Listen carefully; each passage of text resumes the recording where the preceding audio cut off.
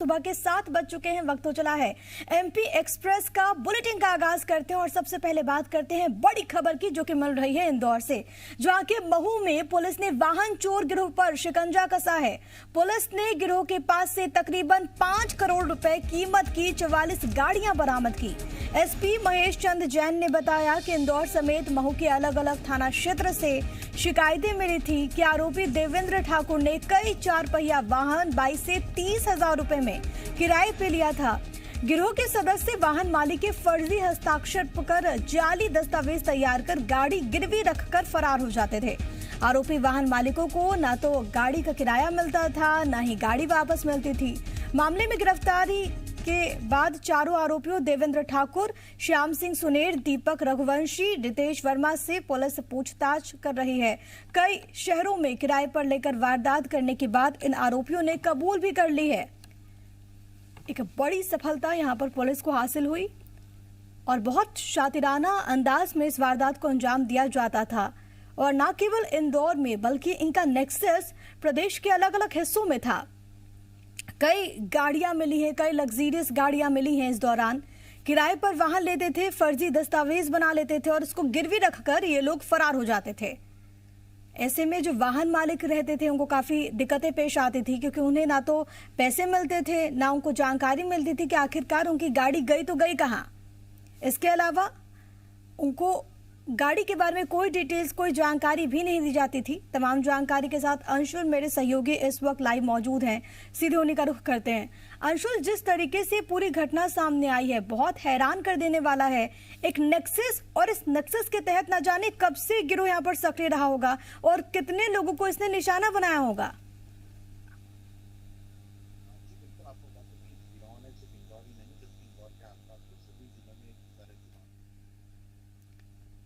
अंशुल, आपकी आवाज नहीं आ रही है, शायद यहाँ पर कुछ दिक्कत है, लेकिन अपने दर्शकों को ये बड़ी खबर हम बता रहे हैं। कैसे आरोपी इस वारदात को अंजाम देते थे वो भी आपकी टीवी स्क्रीन पर है। देखिए, बहुत शातिराना ढंग से यहाँ पर इस वारदात को अंजाम दिया जाता था प्लानिंग के तहत। और पहले ये रेंट पे लेते थे और उसके बाद गाड़ी को गिरवी रखकर ये लोग फरार हो जाते थे। ऐसे में अब पुलिस उनसे पूछताछ कर रही है, क्योंकि ये एक बहुत महत्वपूर्ण बात है। ये बहुत हैरान कर देने वाला खुलासा है कि न केवल इंदौर में बल्कि प्रदेश के अलग अलग हिस्सों में भी इन लोगों ने लोगों को निशाना बनाया है, लोगों को लूटा है और ये इस वारदात को अंजाम देने के बाद चंपत हो जाया करते थे। लेकिन अब क्योंकि पुलिस को ये बड़ी सफलता हासिल हुई है, उसके बाद से अब पुलिस तमाम पहलुओं को लेकर मामले की जांच कर रही है कि आने वाले दिनों में और क्या कुछ अहम बातें निकलकर सामने आते हैं, वो देखना बहुत ज्यादा महत्वपूर्ण रहेगा इस पूरे केस में।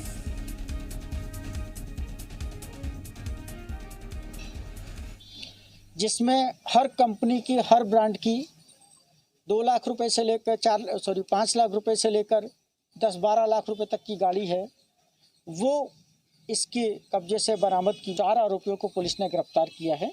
और जैसे मैंने बताया कि ये डेवलपमेंट है, आगे चल के इसमें और गाड़ियां या और आरोपियों की संलिप्तता भी सामने आ सकती है।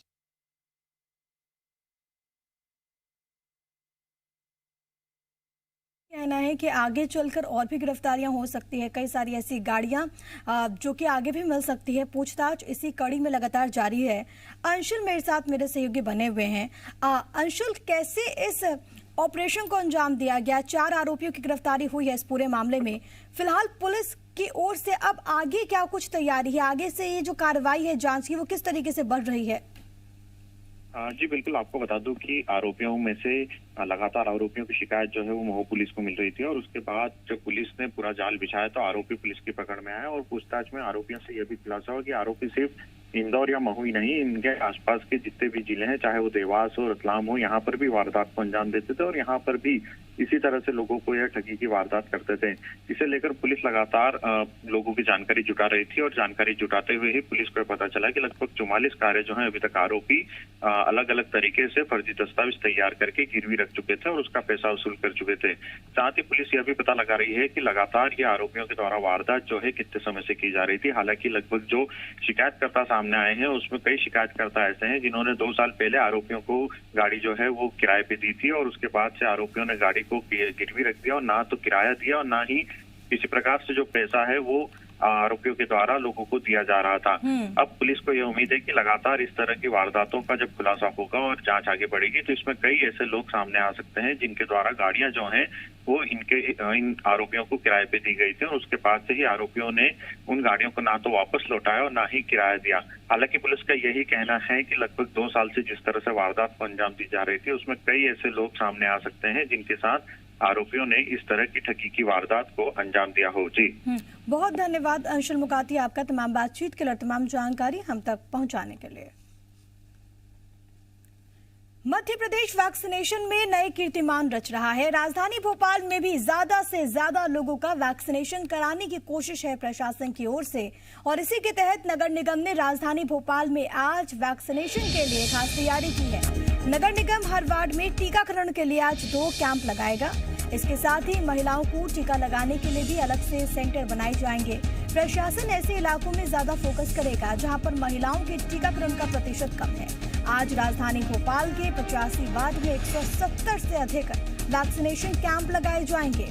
एक बार फिर से ये व्यापक तैयारी वहां पर प्रशासन की ओर से, क्योंकि हमने देखा था कि जब 21 जून को इसका आगाज हुआ था तो बढ़ चढ़कर लोगों ने हिस्सा लिया, और अब राजधानी में ये विशेष व्यवस्था ताकि लोग ज्यादा से ज्यादा इस अभियान का हिस्सा बने। हम एक स्थान पर महिलाओं के लिए सुविधा के लिए कैंप अलग से कर रहे हैं, तो सभी लोगों से मतलब आग्रह है कि जो लोग मतलब टीका के लिए बच गए हैं वो सब लोग आगे आकर अपना टीका लगवाएंगे। इसमें मतलब सबसे महत्वपूर्ण बात यह है कि 18 साल की उम्र के हर व्यक्ति कोई भी है वो बिना कोई पंजीयन आके टीका लगवा सकते हैं। आपने कोई भी पहचान पत्र, ड्राइविंग लाइसेंस हो, पासपोर्ट हो या रेशन कार्ड हो, वोटर ID कार्ड हो, आधार कार्ड हो, कोई भी मतलब परिचय पत्र ले आ सकते हैं और कैंप पर सीधा आके अपना टीका लगवा सकते हैं। और तमाम जानकारी के साथ भोपाल से मेरे सहयोगी प्रमोद इस वक्त लाइव मौजूद है, सीधे उन्हीं का रुख करेंगे। प्रमोद, यहाँ पर तैयारी किस तरीके से देखने को मिल रही है? कोशिश रही है कि ज्यादा से ज्यादा लोगों को वैक्सीनेट किया जाए। हालांकि जो आंकड़ा निकलकर सामने आया वो ये कि पुरुष इस अभियान में ज्यादा हिस्सा ले रहे, महिलाओं की संख्या थोड़ी सी कम है, और अब इसी बात पर फोकस है कि ज्यादा से ज्यादा महिलाएं जो कि वैक्सीनेट नहीं हो पाई हैं उनको इस विशेष अभियान के तहत वैक्सीनेट किया जाए। देखिए, सरकार की मंशा है कि सभी सुरक्षित हों, कोरोना से जो लड़ाई है वो जीतें। इसी मद्देनज़र सभी का देखिए कोरोना टीकाकरण होना बेहद ज़रूरी है, और इसी को देखते हुए नगर निगम ने ये फैसला लिया है कि जिन क्षेत्रों में टीकाकरण का प्रतिशत कम है वहाँ पर ये टीकाकरण कार्य तेज़ी से शुरू होगा। जो अमला है वो प्रशासनिक अमला मैदान में उतरेगा, लोगों को जागरूक करेगा। देखिए, प्लान तो ये भी है कि घर घर जाया जाएगा, और जिन क्षेत्रों में महिलाओं का पूरी तरीके से टीकाकरण नहीं हुआ है, देखिए जो आंकड़े हैं वो चिंताजनक हैं कई क्षेत्रों के, कि महिलाएं टीकाकरण में उतना बेहतर रुख नहीं है जितना पुरुषों का, ये बात सही है। और इसी मद्देनजर सरकार की मंशा ये है कि सभी को कोरोना कवच धारण करवाया जाए, 100% टीकाकरण हो। इसी मद्देनजर जो भोपाल के 85 वार्ड हैं, सभी वार्डों में 2-2 टीकाकरण केंद्र चलाए जाएंगे, और खासकर देखिए फोकस महिलाओं पर है। महिलाओं का 100% टीकाकरण होना चाहिए। वैक्सीनेट में होंगी तो देखिए कोरोना से सुरक्षित रहेंगे, और सरकार की मंशा यही है कि सभी कोरोना कवच धारण करें।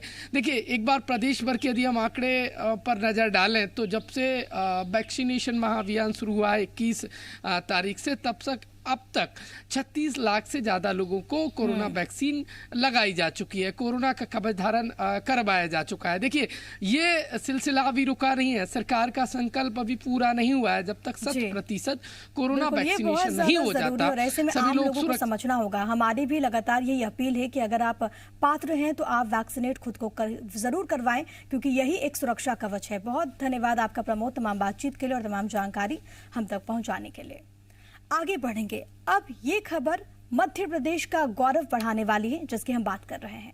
मध्य प्रदेश ने पूरे देश में अपना लोहा मनवाया है। इंडिया स्मार्ट सिटी कॉन्टेस्ट 2020 में एमपी को देश में दूसरा स्थान मिला। साथ ही साथ अलग कैटेगरी में प्रदेश के भोपाल, सागर, इंदौर, ग्वालियर और जबलपुर को कुल 11 अवार्ड्स मिले हैं। ओवरऑल कैटेगरी की बात करें तो इंदौर ने बाजी मारते हुए पहला स्थान हासिल किया है। प्रदेश की इस उपलब्धि पर नगरीय प्रशासन मंत्री भूपेंद्र सिंह ने सीएम शिवराज सिंह को ट्वीट करते हुए बधाई दी। भूपेंद्र सिंह ने ट्वीट किया कि प्रदेश के यशस्वी मुख्यमंत्री शिवराज सिंह चौहान का आभारी हूं कि राज्य के विकास की उनकी लगातार कोशिशों की वजह से ये शहर इस सफलता को हासिल कर सके। सागर सहित भोपाल, इंदौर, ग्वालियर और जबलपुर के प्रशासन और स्थानीय लोगों को इस कामयाबी के लिए बधाई। भूपेंद्र सिंह ने एक और ट्वीट कर लिखा कि बुंदेलखंड का एक और गौरव, इंडिया स्मार्ट सिटी कॉन्टेस्ट 2020 में सागर शहर को सिटी अवार्ड की श्रेणी में देश में दूसरा स्थान मिला। इस कामयाबी ने हमारे सागर को देश के उत्कृष्ट शहरों की श्रेणी में ला दिया। बुंदेलखंड अंचल को इस गौरव की बधाई।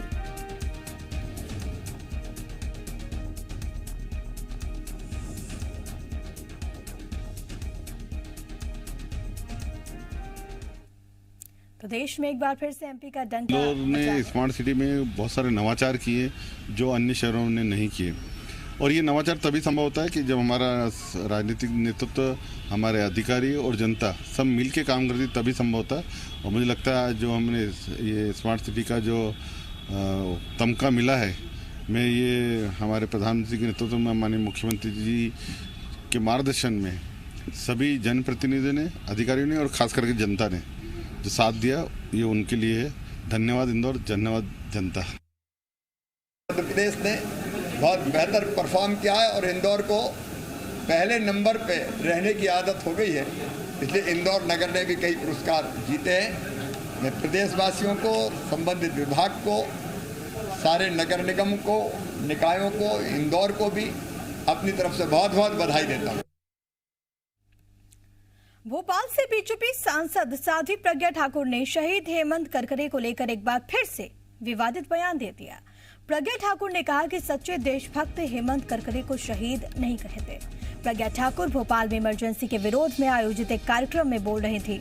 इसी दौरान उन्होंने कहा कि देश में एक इमरजेंसी 1975 में लगी थी, दूसरी इमरजेंसी तब लगी थी जब साल 2008 में मालेगांव ब्लास्ट में प्रज्ञा ठाकुर को जेल भेजा गया।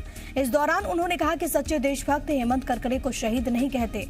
आपको बता दें कि 26/11 आतंकी हमले में आतंकियों से लोहा लेते हुए पुलिस अफसर हेमंत करकरे शहीद हुए थे।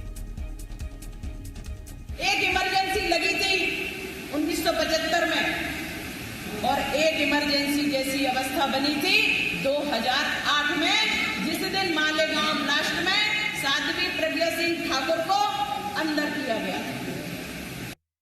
स्वयं उस चीज को झेला भी है, देखा भी है और सुना भी है। और हमारे लोग, हमारे आचार्य जिन्होंने मुझे पढ़ाया कक्षा 8वीं में, उनकी उस हेमंत करकरे ने, जिसको लोग देशभक्त कहते हैं, वहां के लोग थकते नहीं है, पर वास्तव में जो देशभक्त हैं वो उसको देशभक्त नहीं कहते हैं। उन्होंने हमें कक्षा 8वीं में पढ़ाने वाले आचार्य जी और शिक्षक को उनकी उंगलियां तोड़ दी। सीहोर में आयोजित मीसाबंदी सम्मान समारोह में साध्वी प्रज्ञा के संबोधन के दौरान अव्यवस्था भी देखने को मिली।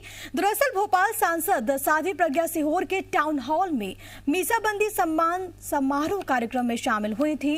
संबोधन के दौरान कार्यक्रम स्थल की लाइट चली गई और उसके बाद सांसद के गनमैन ने मोबाइल की टॉर्च जलाई, तब जाकर सांसद का संबोधन पूरा हो सका। प्रदीप वशिष्ठ जो सांसद उज्जैन के रॉयल रतन कॉलोनी में सीबीआई की टीम गबन के आरोपी डाक सहायक अधिकारी रशीद खान के घर छापा मारने पहुंची और इस दौरान सीबीआई की टीम ने दस्तावेज खंगाले, कई डॉक्यूमेंट्स को जब्त करके अपने साथ ले गई है टीम। पोस्ट ऑफिस में डाक सहायक रशीद खान पर 20,43,000 रुपए के गबन का आरोप है। इस पूरे मामले में रशीद की गिरफ्तारी भी हो चुकी है। जानकारी ये है कि पिता की मौत के बाद रशीद को अनुकंपा नियुक्ति मिली थी। कई साल नौकरी करने के बाद उसने लोगों का विश्वास जीत लिया। ऐसे में कई लोग अपना पैसा जमा कराने के लिए रशीद को दे जाते थे। आरोप है कि रशीद ने लोगों से मिले पैसे आरडी अकाउंट में जमा ही नहीं किए। अब अकाउंट क्लोज हुए तो लोगों को उनकी जमा की गई रकम भी नहीं मिली और इसके बाद रशीद के खिलाफ महिदपुर थाने में गबन का केस दर्ज किया गया था। सेल्फी का क्रेज जिंदगी पर भारी पड़ सकता है। रतलाम में कुछ ऐसा ही मामला सामने आया। सेल्फी लेने के लिए एक नाबालिग ट्रेन के इंजन पर चढ़ गया। इस दौरान वहां ऊपर से गुजर रही हाई टेंशन लाइन की चपेट में आने से बुरी तरह से वो झुलस गया।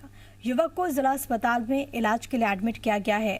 जानकारी ये है कि हादसे का शिकार युवक राजीव नगर का रहने वाला है।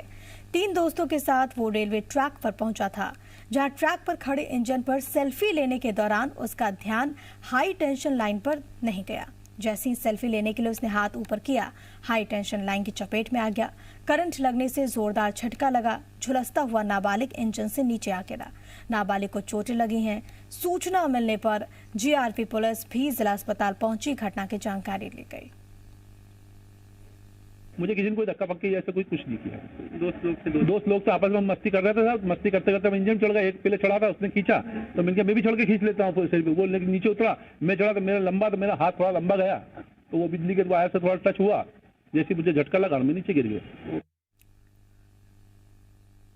विश्व प्रसिद्ध महाकाल मंदिर में विस्तारीकरण को लेकर हो रही खुदाई में लगातार धरोहर मिलने का सिलसिला जारी है। इसकी देखरेख के लिए एक शख्स की नियुक्ति भी कर दी गई है। इस फैसले के बाद संतों ने पुरातत्व विभाग को धन्यवाद दिया। दरअसल 30 मई को महाकाल मंदिर के अगले हिस्से में माता की प्रतिमा समेत कई अवशेष मिले थे। पुरातत्व विभाग ने इन्हें 2100 साल पुराना बताया था। जायजा लेने के बाद इन पर फिर से मिट्टी डाल दी गई थी। इससे संत नाराज हो गए थे। कांग्रेस ने भी बीते दिनों मंदिर के बाहर धरना देकर अपना विरोध जाहिर किया था, लेकिन अब पुरातत्व विभाग, मंदिर समिति और प्रशासन ने मिलकर एक व्यक्ति को नियुक्त किया है। कलेक्टर आशीष सिंह ने कहा कि पुरातत्व विभाग की देखरेख में कार्य चल रहा है। सभी कलाकृतियां सुरक्षित हैं। वहीं संत अवधेशपुरी परहंस जी महाराज ने धन्यवाद देते हुए कहा कि मंदिर में आने वाले भक्त भी इतिहास को देख सकेंगे। ये भारतीय संस्कृति की धरोहर है, इसे सुरक्षित रखना हम सभी का कर्तव्य है।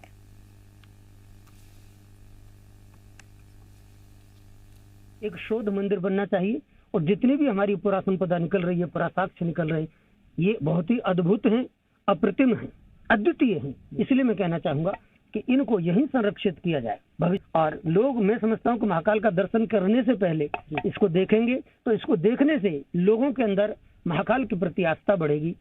हमारी संस्कृति की और इतिहास की जो प्राचीनता है